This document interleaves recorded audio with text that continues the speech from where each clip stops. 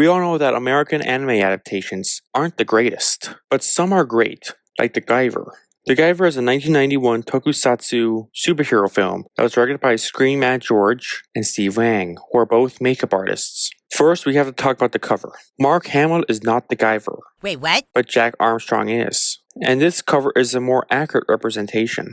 And at the end of the review, I'll decide if this is cult-worthy or crap. The film begins with a text scroll like Star Wars, and I'll summarize it quickly. It explains how aliens created mankind as a bioweapon, putting genes to make humans transform into zoonoids. It also mentions that eons later, the alien leader formed a corporation called the Kronos Corporation to further world domination. We see a Kronos scientist on the run with a briefcase, who gets caught by Stryker Ramsey. Stryker is played by Jimmy Walker from Good Times. Dynamite!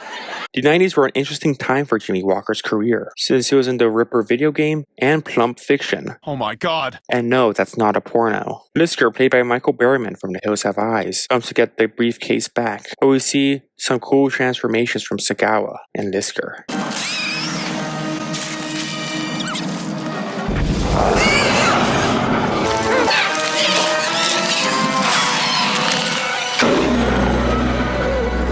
And I won't lie, there are some cool transformations in this. They get into a cool fight and Sagawa dies. After this we get the title card.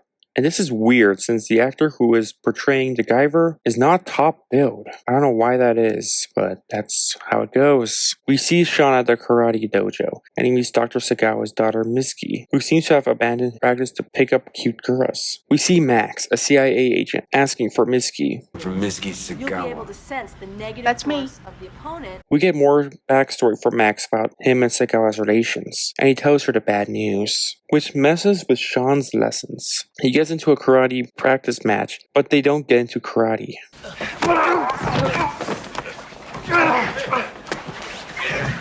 The 90s were interesting for Mark Hamill. He was in a lot of low-budget sci-fi films, action films, and he voiced the Joker.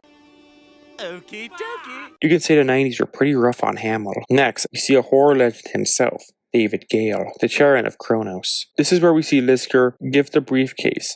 Good. Photon is happy, who is actually David Gale's character's name, but is revealed not to be the Guyver, but a toaster. Masochistic. Photon's happiness changes to anger, and Photon uses telekinesis, to the point where his brain seems to pop out. Then Lisker goes back to get the Guyver with the gang. Sean finds the Guyver and flees. Max talks to Mitsuki about the Guyver, and Sean comes to visit. It's always best to answer cautiously when a big corporation is after you. But when he sees Max in the mirror reflection, he bails. Next we see Lisker and the gang trying to find the Guyver. This is where we see Jimmy Walker rap, and it's not the last time either. Yo, mama, why you wanna be so crude? You must think of me as one rude dude. But you the one with the sugar and spice, so why don't you just act real nice? Some of you might think it's funny, or it's not funny. As Sean leaves, his motorbike runs out of gas, and he gets ambushed by a stereotypical gang, which includes Sean's sparring partner weirdly. The scene might look dark and gritty, but it's ridiculous, and the sound effects are wild. Sean gets beat up and makes full contact with the Guyver, and turns into the Guyver. And we're gonna see Sean beat up the gang. One of the thugs calls him Robocop. Okay, Mr. Robocop. Which that's the wrong film. No, you're going down. Sean needs to work on his one-liners. Sean realizes what happened. What the? Because. Which is kind of weird since if that happened to me, I would have noticed that since the beginning. Sean goes back to his human form.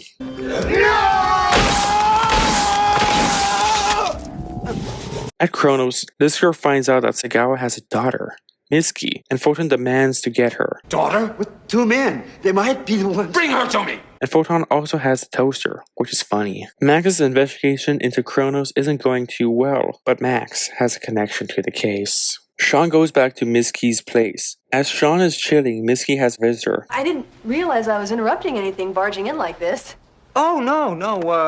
Actually, I was just leaving. It seems Sean can't get any alone time with Miski, so he leaves and gets some food. As he goes, he sees Stryker and Ramsey go in. It's been 8 hours, I assume. Sean comes back to Miski's apartment and is destroyed. Sean goes down and hears Stryker and Ramsey talking about Miski and Stryker's hat. The hat, man, it's like kryptonite. I cannot function.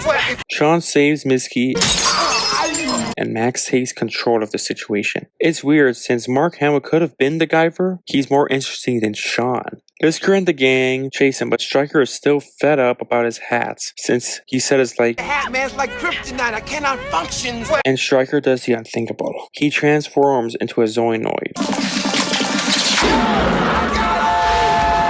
He chases them and Stryker runs into a Scream Queen, Linnea Quigley. Sean, Miski, and Max enter a warehouse, and Lisker and the gang enter the warehouse too, and they all transform into Zoanoids. Lisker tells Stryker and Ramsey to look upstairs and downstairs for Sean, Miski, and Max. Stryker is upstairs and Sean and Miski are there too. And it's pretty scary until Stryker says some things that pretty much tone down to horror. Come out, wherever you are. MC Stryker is looking for you near and afar. It's weird. This film can't decide if it wants to be a dark, gritty superhero film or a comedy. Ramsey tells Stryker they're upstairs and Stryker sees them. As Stryker chases them, he follows and a full fight breaks loose. Stryker gets into more buffoonery. Soon, more members from the Kronos Corporation come in and they all transform. I'll admit, these Zoanoid monster designs, Sean turns into the Guyver by saying, The Guyver. and Stryker raps again. And it seems like a bop. You crawl, ain't gonna make you sing, cause I want that jiving thing. Shut up, boy! Shut up! Another full fight breaks out, and Stryker does the unthinkable again. He kills one of the Zoanoids. Sorry. Lisker and the gang realize his weakness. He kills Weber and accidentally kills Miski, but it's revealed she's alive. Lisker finally defeats Sean by taking out the Guyver of his mask, killing Sean. Lisker takes Max and Miski to the Kronos Corporation.